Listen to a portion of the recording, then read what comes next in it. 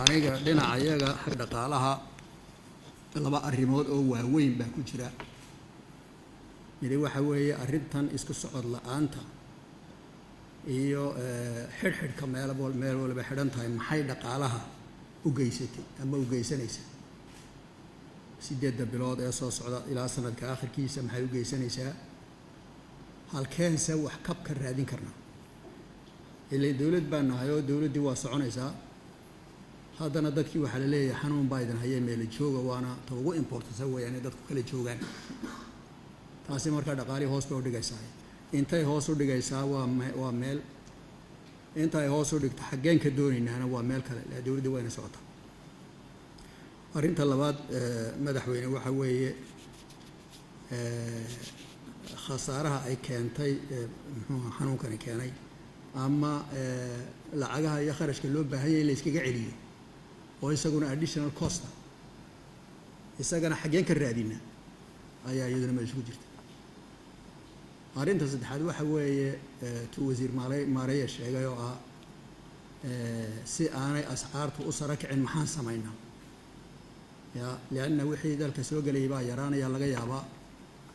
arrintuna waa iska supply and demand baa xukuma price-ka marka qofkii wax yar haystay hadduu og yahay inaan waxba soo gelayn inuu price sare u qaado inkastoo anigu aan arrintaa ka waaninaya dadku inay sameeyaan haddana way dhacaysaa waanay dhacday sideen taana wax uga qaban karnaa saddexdaa arrimood baan doonayaa mid walba is yardu taago anigoo ku dheeraanay ta u horeysa dhaqaalaha generalka ah dhaqaaliheennu halkan wuxuu inaga soo galaa waa laba meelood waa furdada iyo cashuuraha beriga labadiiba xoog bay u dhacayaan haddii la iskuba socon waayo oo meel la tegi waayo dadka kala joogsadaan waxay aad bay u dhacayaan annagoo marka horeba dhaqaalaheennu kab u baahnaa oo kab ku jirnay budgetkeennu kab u baahnaa oo EU-da iyo World Bank iyo African Development Bank meelaha ka heli jiray haddana kabkii ka sii badan ayaynu u baahanaynaa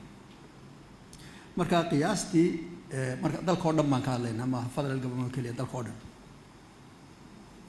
qiyaastii annagu waxaan qiyaasnay 245 milyan 8 bilood soo socda inay naga dhigmayaan oo aan loo geyn wixii hore kabkii hore ku jiray meesha aan loo geyn dalka oo dhanna ay taasi ka dhacayso federal government-ka ilaa 70 meelaha inay ka dhigmi doonto oo aan kabkii hore ku jirin kabkii hore nebi ku jirin xaggee laga doonayaaba markaa meesha ku jirta mudane madaxweyne waxaan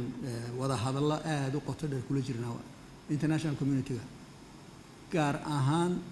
banka adduunka iyo IMF-ta oo IMF-ta shaqadeedu tahay inay nala eegto figureskan inuu ka hadlay inay sax yihiin lianna way garanayaan wax walba meesha ka imanaya way garanayaan marka iyagu yidhaahdaan arrinta dhaytadaasaysan waa sax weeye dabeetana aan la baryo tagno ayay noqonaysaa taasaa markaa ugu yaraan weygii 2-3 jeer aan ka kulannaa waana soo conclude-garaynaynaa haddii la yidhahdo laga yaabo waxoo dhan inaan helin laakiin wax ku dhow in laga yaabo laga helo World Bank African Development Bank iyo EU-da in laga helo ayaan isku dayaynaa ra-iisul wasaarahuna khayr allah siiya aad iyo aad buu ugu hawlan yahay arrinta iyadaa marka taasi waa taa lacagii hoos bay u dhacayaan dakhligiina soo geli hoos buu dhacayaa sidii loo kabayay markaa iyadana in laga shaqadeeda yaa wadnaa arrinta labaad waxa weeye markaa xanuunkan inoo yimi kos buu keenay diyaar umaynaan ahayn laakiin haddana at least minimum capacity inay yeelano ayaa loo baahan yahay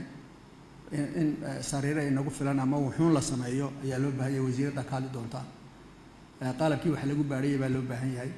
meeshii dadka lagu karantiigarin lahaa baa loo baahan yahay yacni wax walo xanuunkani keenayba waan u baahannahay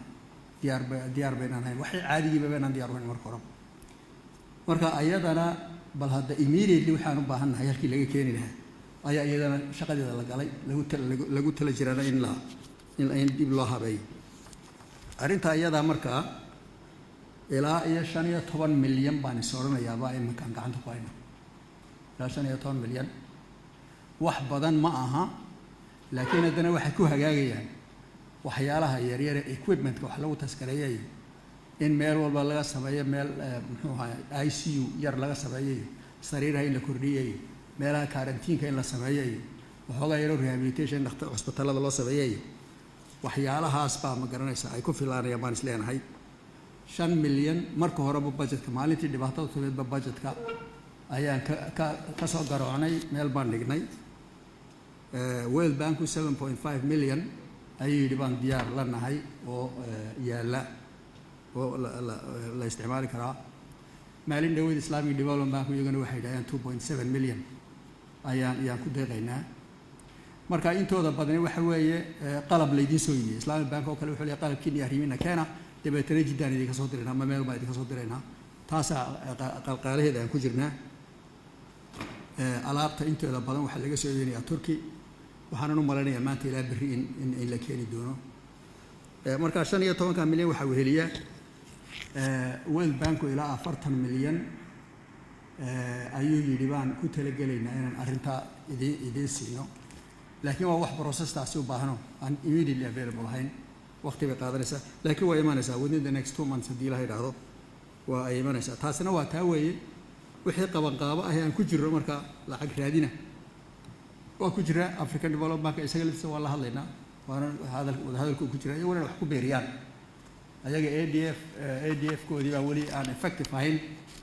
2-3 week dabadeed baa la odhanayaa waa effective markaasaan dabeetana iyaga la odhan doonaa waxa ku soo dara diyaarna uu yahay waa markaas ay idin sheegi doonaa diyaar now arrinta ascaarta sida Mareeyo sheegay waan la kulannay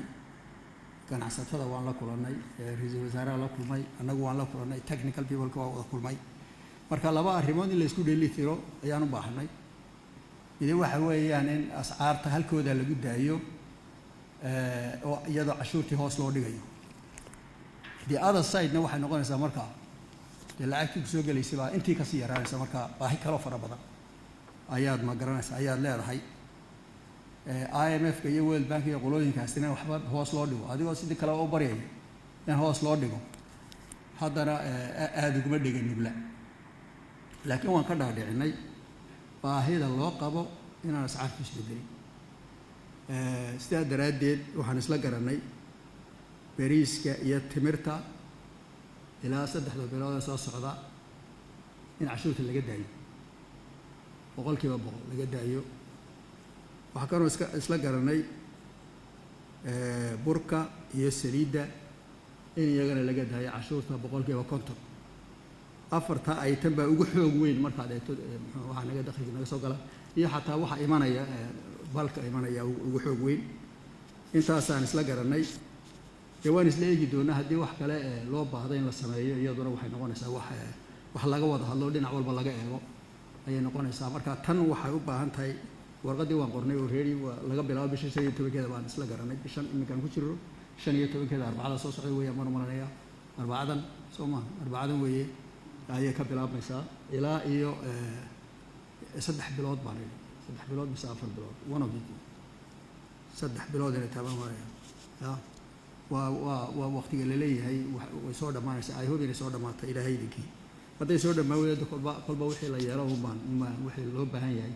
uma yeeli doona inahaasaan ku soo gabagabeynayaa madaxweyne